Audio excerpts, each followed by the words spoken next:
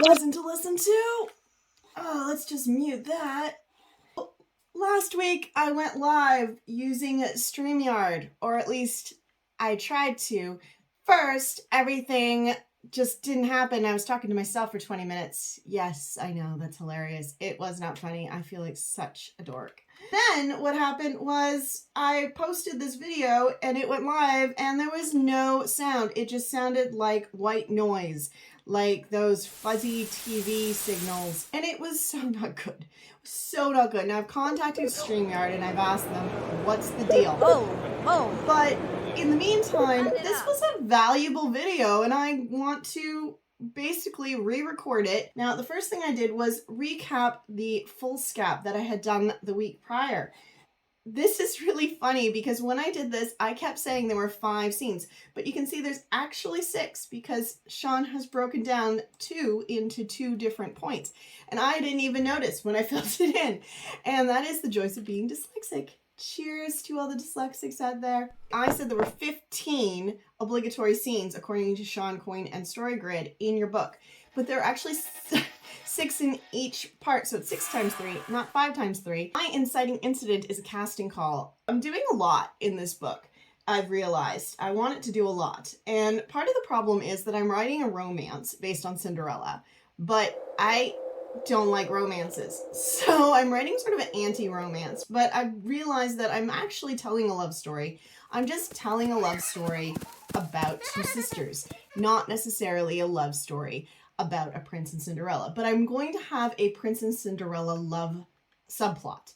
So there will be a love story in there, and it's going to be a comedy, so you know it's going to be a happy ever after kind of situation. And I'm basing it off YouTube, basing it off my journey here over the last year as I have been trying to grow my YouTube channel, and my main character will have a lot of the same struggles that I am currently having trying to grow my channel, and possibly that some of you are having. And I'm going to all do this in a month, and I'm really excited about it actually. Where I stuck to in this video here, although I'm still talking about it. Blah, blah, blah, blah, blah, blah, blah. Let's skip ahead to the good stuff. I really wish you could hear what I said. I'm sure it was life-changing, world-changing. So what I did was I broke down all my scenes using 2 tools. One is a tool I've created here, you can see, with my scene cards that I have in my Patreon account. So I have 3 kinds of scene cards. I have a must-have scene card, which is based on the StoryGrid 6 mandatory points in a scene, just like we have 6 mandatory points in a novel. Each scene has 6 mandatory points as well. And I have a video here that breaks that down a little more thoroughly as well.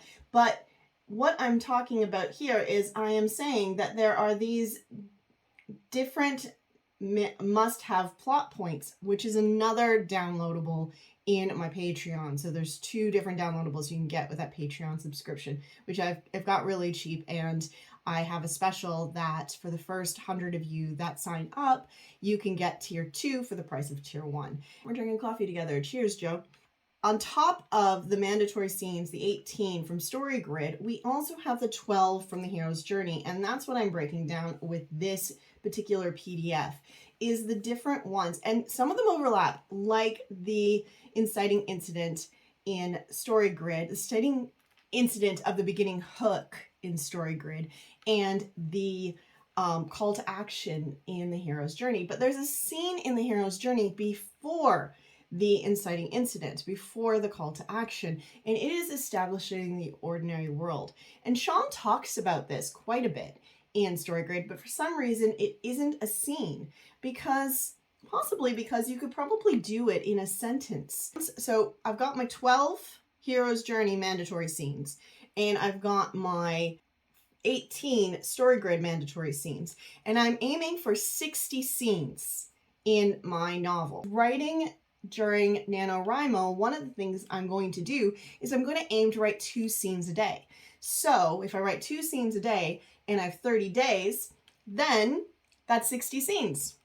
And I've got a novel. So instead of just thinking about word count, that is one of the things. And there are different strategies I'm using other than looking at word count going into NaNoWriMo. And there's going to be a video coming up. So subscribe so you don't miss that video because it is going to be a goodie. I can go into my scene cards here that are also available in my Patreon account. And I have 3 types. I have a full page or a half a page as I use them because I tend to write really small. But you can do it in a full page. And then I have the half page or quarter page as I do it, again, really small. When I do them, they're about the size of a note card like this. And then the last one is basically the size of a Post-it note like that.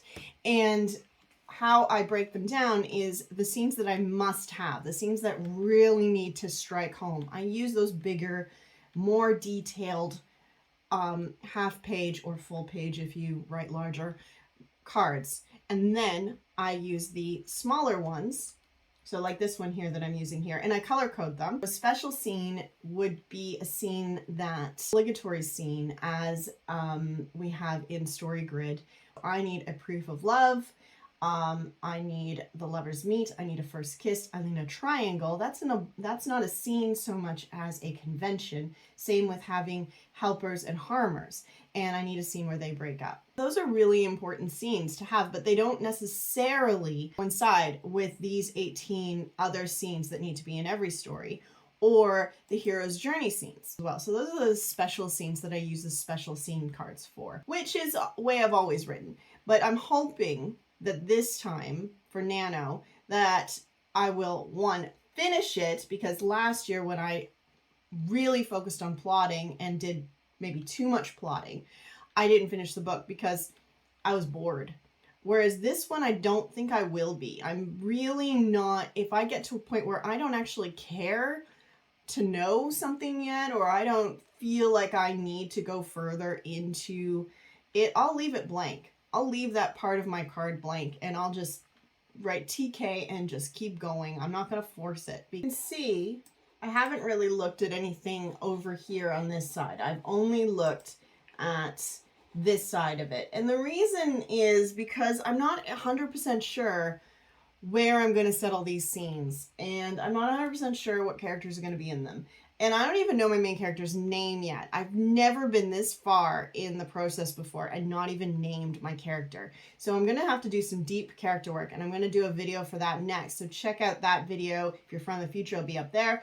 Otherwise, hit the subscribe so you don't miss out, because I'm going to try a whole bunch of different ways to get into this character, because so far this character is just called either my narrator or my MC. And I know a little bit about them, but not a lot. Basically, I only know what I wrote for the short story that I am basing this novel off of. So if you're new to my channel, I am writing this Nano project off a short story, an award-winning short story that I wrote back in 2009, which was a retelling of Cinderella. In the Cinderella period, I'm going to be telling a love story about social media, which I think I might enjoy more because I actually really love it here. I really, really love you guys. I know there's just a small group of you, haven't quite hit 100 yet, but I really appreciate you, and I appreciate that you stick around and you watch. And that's why I wanted to redo this video, because I think it's valuable. I have fit in the thing. So my call to action is the same as that short story, as Cinderella, as my call to action. It's really important to me that it is the prince announces that he's giving a ball. But in this case, it's going to be a YouTube contest. The reason I like my cards, my little cards and my sticky notes, the reason I like them is because I can move them around, and I know if I've got a big card, move it, because those obligatory scenes for both StoryGrid and the hero's journey cannot move. They can't, well, they can move, but they can't move on either side of each other. You can't have, for example, the inciting incident of the middle build before the meet the mentor scene of the beginning hook. You can't have that. The inciting incident of the mid-build has to come after the resolution or in conjunction with the resolution of the beginning hook. You can't have the return of the end build happen before the long dark night of the soul, or the lowest point. You can't have the lovers meet after they break up. That doesn't make any sense. If you can do it, that'd be interesting, actually. Very meta. If you're still worried about outlining, check out this video here. This is where I sit down and I outline using a scene card created by Abby Evans.